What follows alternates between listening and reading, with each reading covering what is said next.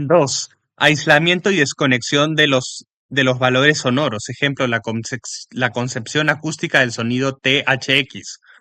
Hoy en día cualquiera, si tiene más de 30 años, puede conservar de su infancia intensos recuerdos de sesiones de cine. Para mí son las proyecciones que se organizaban una vez por semana en el internado del liceo. Muy eclécticos en su programación, que iba desde las películas bélicas americanas o rusas a los western de serie B, pasando por los clásicos neorrealistas italianos. Aquellas proyecciones en 16 milímetros tenían lugar en la sala de actos de la escuela y permanecen unidas en mi memoria a dos impresiones sonoras muy precisas. Por una parte, el lloriqueo del sonido debido a una velocidad inestable del deslizamiento que se percibía sobre todo en los pasajes musicales, y por otra parte, una resonancia cavernosa y lejana a causa de la escasa calidad de la reproducción sonora, pero también de la reverberación que la acústica de la sala otorgaba a las voces de los actos.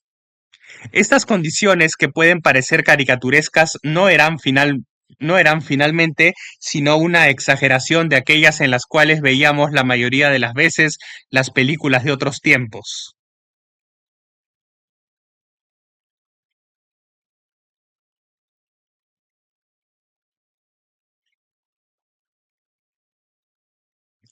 El que acuda hoy a una de esas salas de cine modernas equipadas con sonido THX, la etiqueta creada por George Lucas, encontrará en ellas exactamente lo inverso: un sonido estable, extremadamente definido en agudos, poderoso en volumen, contrastado en dinámica, y también, a pesar de su fuerza y de la amplia dimensión del lugar, y a pesar de su fuerza y de la amplia dimensión del lugar, un sonido que parece muy poco reverberado,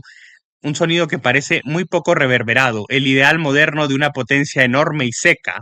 En estos cines nuevos, concebidos o restaurados acústicamente con vistas a una proyección sonora de lujo, la reverberación ha sido, en efecto, despiadadamente combatida con la elección de los materiales y la concepción arquitectónica. Resultado: todo suena muy claro y neutro, pero como resultado ya no se experimenta el sentimiento de la dimensión real de la sala, por muy voluminosa que sea.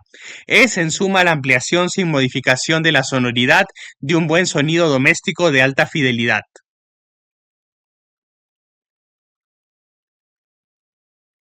Al principio de cada sesión, algunos de estos cines difunden una proclama consistente en la proyección de un cartel recordando: está usted en una sala está usted en una sala TXH, mientras resuena un efecto sonoro electrónico de unos 30 segundos, un haz de glisandos que cae hasta el extremo grave siguiendo una curva en espiral a través de los altavoces repartidos por la sala, para terminar finalmente en un enorme acorde.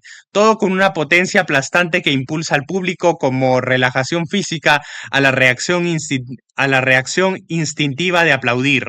Ahora bien, hay dos características de este efecto sonoro de demostración que pueden anotarse como típicas del gusto actual. Primero, el sonido grave en el que desemboca el glissando es nítido, sin distorsión ni ningún otro efecto secundario, mientras que los sonidos muy graves emitidos en la naturaleza provocan necesariamente, como consecuencia acústica, vibraciones de pequeños objetos, como el paso de un camión hace vibrar los muebles o la vajilla.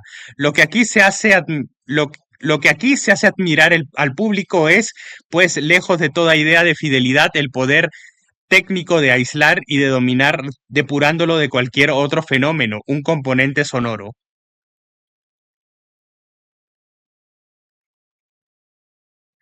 Segundo, no se encuentra ni rastro en la demostración evocada de esa reverberación que normalmente acompaña y contamina a los sonidos emitidos en un espacio cerrado.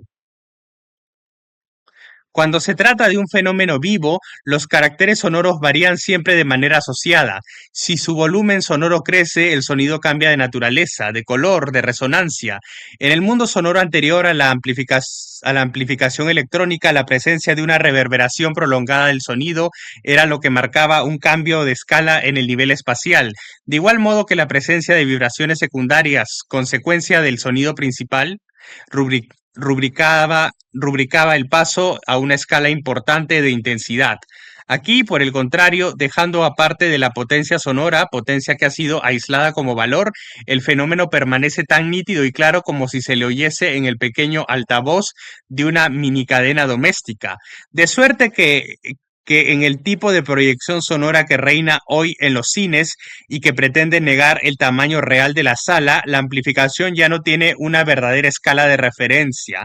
El sonido amplificado sigue siendo el mismo en todas las potencias, sin rango alguno que marque la superación de un umbral. Esas grandes salas con THX no ofrecen sonido colectivo al modo antiguo, sino sonido individual amplificado.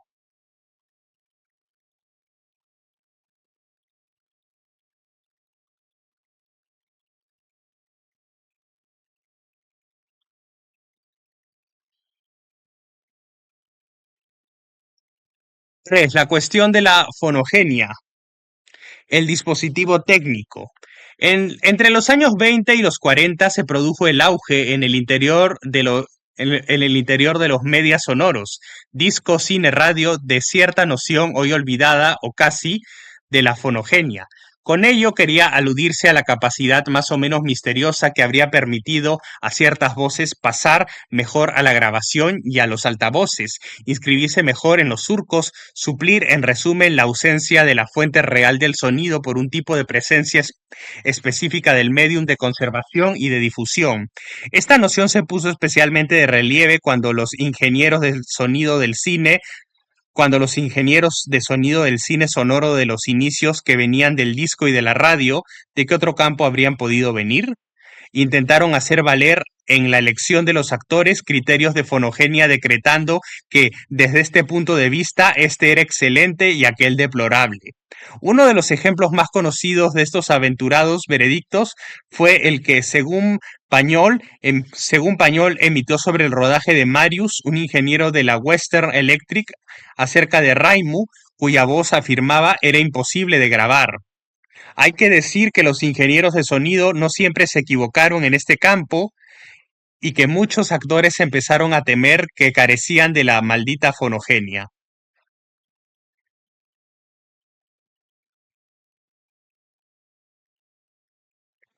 Evidentemente, esta noción se refería a las condiciones técnicas de la época, menos precisas y sensibles que aquellas de las que actualmente disfrutamos para destacar que ciertas voces poseían un timbre eficaz y una articulación clara a través del filtrado del micro y que, por tanto, llegaban bien a la parte sensible del dispositivo.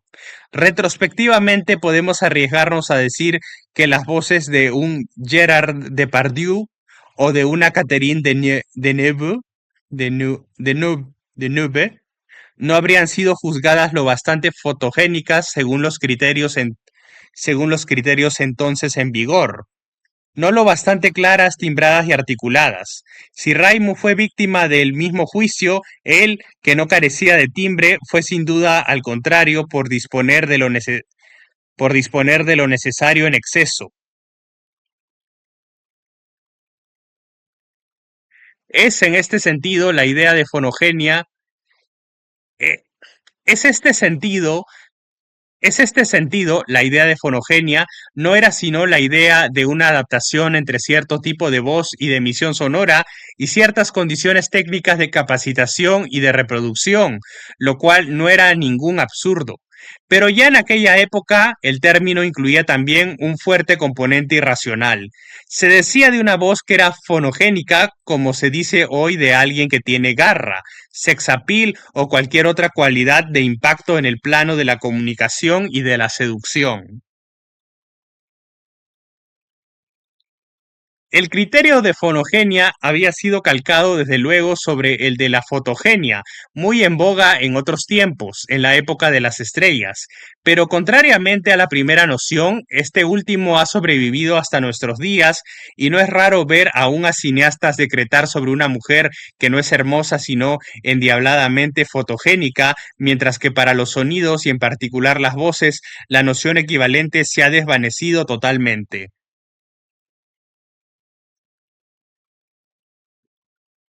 Todo sucede pues como si estuviésemos implícitamente convencidos de que el dispositivo de captación y de reproducción del sonido se ha convertido en transparente, haciendo inútil la exigencia de un acuerdo previo entre el suceso acústico y su retransmisión, lo que por supuesto es engañoso. Las grabaciones digitales más perfeccionadas son ciertamente más ricas cuantitativamente en detalles que las de antaño, pero no menos coloreadas, es decir, no menos marcadas por el dispositivo técnico, incluso lo son más. Simplemente serán necesarios de 10 a 20 años para darse cuenta de ello. La gente que hablaba hace mucho tiempo de fonogenia, aunque fuese para aplicar la noción a ciegas y enunciar veredictos que la historia iba a desmentir, era pues más consciente que nosotros de la globalidad de la situación, puesto que había comprendido que el sonido oído al fin de la cadena es el producto de una realidad preexistente y de ciertas condiciones de reproducción, producto que es una realidad específica, ni la transmisión neutral de un suceso, ni algo creado íntegramente por la técnica.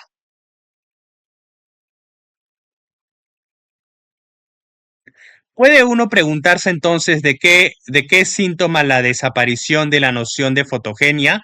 ¿Acaso denote una mutación importante?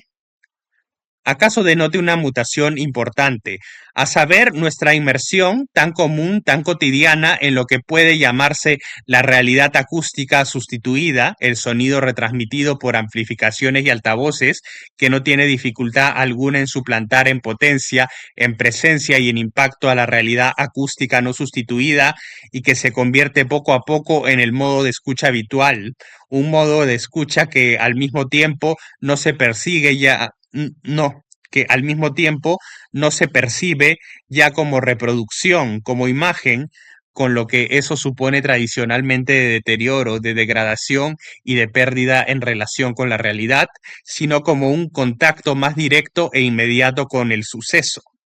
Cuando una imagen se destaca más que la realidad, cuando una imagen se destaca más que la realidad la sustituye, cuando una imagen se destaca más que la realidad, la sustituye, pues negándose ella misma a la vez como imagen.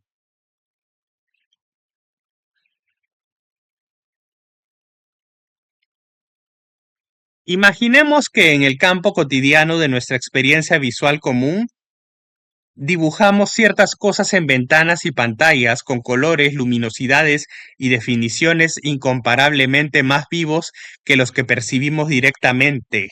La realidad captada a simple vista, sin dispositivo técnico, sería entonces pálida, poco definida, lejana.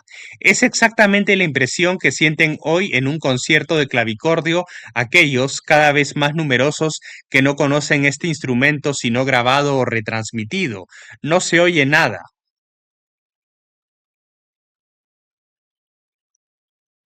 Ahora bien, curiosamente, cuanto más valor de experiencia real pierda la realidad acústica no sustituida, tanto menos seguirá siendo tanto menos seguirá siendo unidad de medida con la que comparar lo que se experimente y más al mismo tiempo se convertirá en referencia abstracta a la que deberá recurrirse en el plano conceptual,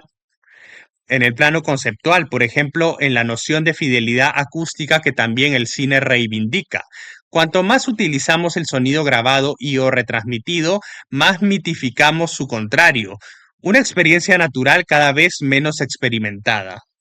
Pero la caída en desuso de la idea de fotogenia tiene otro origen. Esta idea conservaba su sentido en una época en la que la gente había aprendido a hablar y a transportar la voz en un medio principalmente mecánico. Hoy, cuando la manera de hablar de cada uno está tan influida o incluso más por las voces oídas en estado retransmitido, televisión, radio, cine, que por las voces no retransmitidas, es difícil comparar una voz natural con una voz sustituida. Las primeras no son, las primeras no solo son producidas, sino también oídas por comparación inconsciente con las segundas, más apremiantes. En función de este nuevo dato de nuestra experiencia, es como hay que re- es como en función de este nuevo dato de nuestra experiencia, es como hay que repensar y también redescubrir la noción de fonogenia.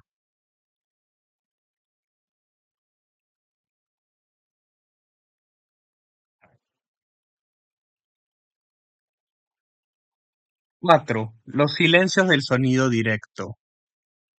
El sonido directo, el sonido directo es considerado muchísimas veces por el cine no solo como la única solución moralmente admisible, sino también como la que lo simplifica todo y evita tener que elegir. Son películas como las de Romer las que se citan la mayoría de las veces cuando quiere darse un ejemplo de las virtudes del sonido directo y presentarlo como una opción sencilla y evidente, rigurosa e insoslayable. Sin embargo, no faltan sacrificios ni callejones sin salida consi- conscientes en las preferencias de Romer por el sonido directo. Todo ello destinado a sujetar el sonido conseguido en el ro- todo ello destinado a conseguir el sonido conseguido en el rodaje, todo ello destinado a sujetar el sonido conseguido en el rodaje al propósito general del autor.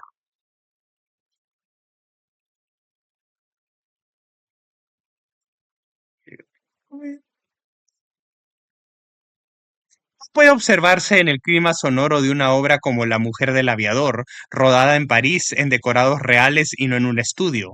Una gran neutralidad, un silencio casi general del decorado. Nada viene ahí a perturbar la concentración sobre los personajes y su texto. Todos los sucesos que tanto en la ciudad como en el campo se introducen de uno u otro modo en la grabación han sido totalmente eliminados, pero con ellos también la vida que pudieran llevar consigo. Cuando Philippe Marlowe y luego Mathieu Carriere, al principio del filme, suben la escalera que lleva a la buhardilla de Riviere, no se oye otro ruido que el de sus pasos. Cuando Marie Riviere abre sus ventanas, lo que entra por esas ventanas es un rumor anónimo, lo más global y difuso posible, y cuando los personajes hablan en su habitación, nada viene a inmiscuirse en lo que dicen. Sin embargo, sabe Dios intrusiones sonoras que son posibles en un piso de la ciudad.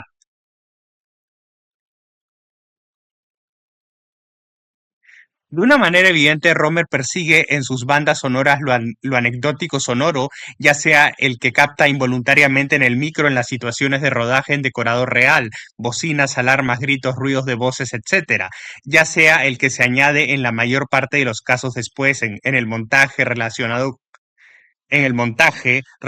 con ciertos códigos, ciertos hábitos y ciertos tópicos.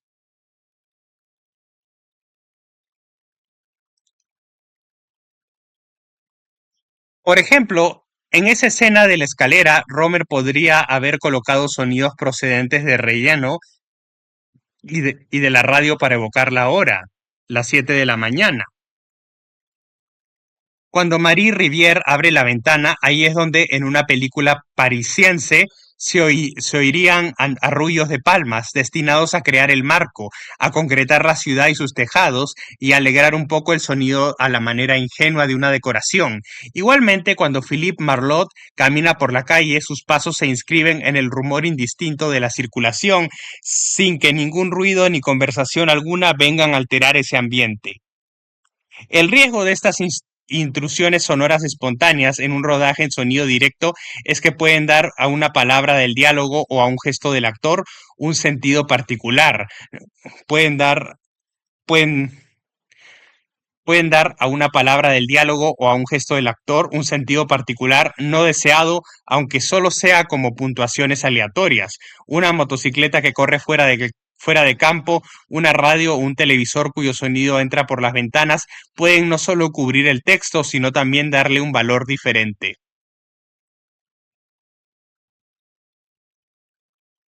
Riesgo que aceptaron correr Straub y Juliet en Otton, donde una escandalosa moto en un momento dado viene a subrayar de manera casi burlesca un verso de Corneille. Los lugares de rodaje habían sido elegidos, sin embargo, por su lejanía de las zonas con mayor tráfico, con el fin de convertir este en un sonido más bien continuo y monótono.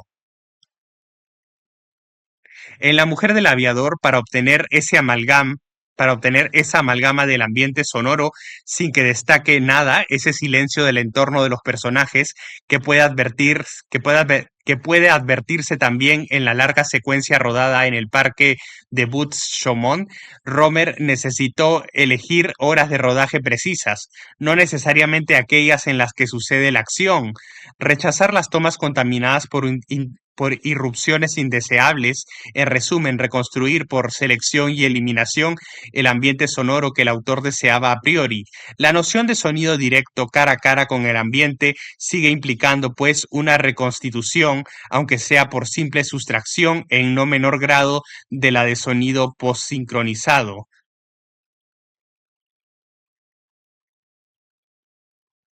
El ruido más notable y anecdótico que se encuentra en esta misma película, el del lavabo de Marie Rivière, que vibra cuando ella abre un grifo, nada tiene tampoco del efecto cómico o pintoresco que se introduce o conserva por sí mismo. Ese ruido tiene una función precisa en el guión. Los trabajos que se debe realizar en casa de la heroína son uno de los pretextos buscados por su enamorado y Romer para acosar a esa joven que lo rechaza. Y por otra parte, el ruido no deja de ser mencionado. Mathieu Carrier alude a él directamente. Está pues integrado en el flujo verbal digerido por el guión. El riesgo el riesgo del directo del decorado real es, en efecto, que se introduzcan tanto en la imagen como en el sonido, que se introduzcan tanto en la imagen como en el sonido, imágenes en sí, sonidos en sí, no integrados en el tejido guionístico y que desarrollan una existencia propia. Algunos son muy aficionados a estas algunos son muy aficionados a estas intrusiones e incluso las provocan, otros llegan a simularlas. Hay también quienes las evitan. En Godard no hay intrusión sonora anecdótica que traspase la muralla de su propósito. El sonido directo no es, pues, tan abierto ni sistemáticamente sinónimo de solución sencilla y evidente.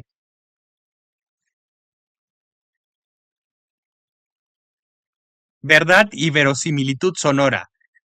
Cuarta cuestión planteada a propósito de la realidad sonora, la de la verosimilitud es una cuestión terriblemente ambigua y complicada. Limitémonos a precisar algunos puntos. Ante todo, lo que suena verdadero para el espectador y el sonido que es verdadero son dos cosas muy diferentes. Para apreciar la verdad de un sonido nos referimos mucho más a códigos establecidos por el cine mismo, por la televisión y las artes representativas y narrativas en general, que a nuestra hipotética experiencia vivida. Muy a menudo, además, no tenemos recuerdo personal alguno al que podamos referirnos en cuanto a la escena mostrada, si se trata, por ejemplo, de un filme bélico, de una película exótica o de una tempestad en el mar.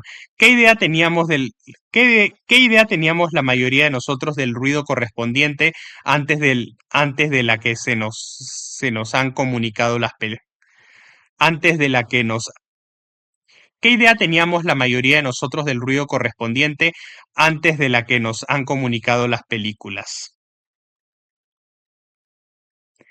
Cuando se trata, por el contrario, de escenas que podemos vivir diariamente, es el caso de las películas de Romer, pocas veces hemos concedido una atención precisa y particular a los sonidos que acompañan, particular a los sonidos que las acompañan, conservando de estos una representación basada en la importancia material, emocional de su fuente.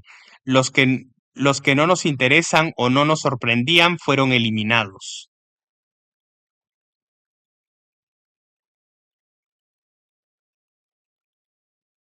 A decir verdad, la realidad diaria apenas nos pone en condiciones de escuchar por sí mismos los sonidos que la puntúan y de darle su valor acústico propio. El contexto influye demasiado en su percepción.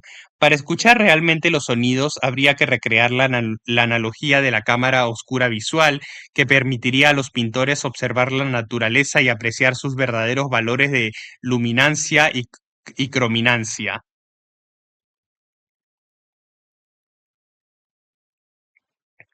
Los códigos del teatro, de la televisión y del cine, en cambio, han creado en cada uno de nosotros convenciones muy fuertes, determinadas por el cuidado en la traducción más que en la verdad literal, que sumergen fácilmente nuestra propia experiencia y la sustituyen convirtiéndola en referencia a lo real.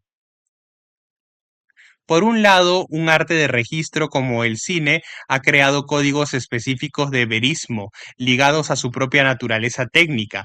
Por ejemplo, entre dos reportajes de una guerra real, aquel en el cual la imagen es temblorosa y agitada, con difuminados y defectos, parecerá más verdadero que aquel cuyo encuadre sea impecable, la visibilidad perfecta y el grano imperceptible. Paralelamente, en el sonido, la impresión de realismo está a menudo ligada a una sensación de incomodidad, de fluctuación de la señal, de interferencia y de ruidos de micro, etcétera. Efectos que pueden naturalmente simularse en estudio, en postsincronización y luego escenificarse. En Alien, por ejemplo, la incomodidad acústica fue objeto de amplio estudio para reforzar el efecto de realismo. Por otra parte, el espectador, cuando oye en una película un sonido considerado realista, no está en condiciones de compararlo con el sonido real que podría oír junto a él en el lugar de la acción. Se refiere más bien, para juzgar su verdad, a su recuento de ese tipo de sonido, recuerdo resintetizado a partir de varios datos no únicamente acústicos e influido por la visión de las películas. Naturalmente, los criterios de verosimilitud son los criterios de verosimilitud sonora dependen de la propia competencia y de la experiencia de cada uno. Un amigo de la naturaleza, habiendo ido a ver el filme de Bertrand Blier, Demasiado bella para ti, se declaraba escandalizado en el correo de los lectores de Telerama al haber oído en él a unos pájaros que, según su experiencia, no pueden cantar ni en el periodo del año en que se supone en, en que se supone rodada la película, el invierno, ni en los lugares mostrados por esta, los alrededores de Béziers, lo cual, según él, denunciaría el carácter prefabricado y sobreañadido de los ruidos y le impediría creer en la escena.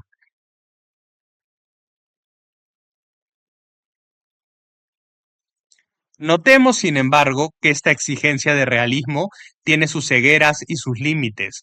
Por un lado, podría suceder muy bien, por excepción, los, los pájaros en cuestión hubieran cantado durante la toma, y por otro lado, el mismo espectador, desconfiado ante los ruidos, puede quedar indiferente ante ciertas aberrantes utilizaciones de la luz, iluminación incoherente en relación con las fuentes luminosas postuladas por la situación, las cuales, por el contrario, resultarán chocantes al especialista en fotografía.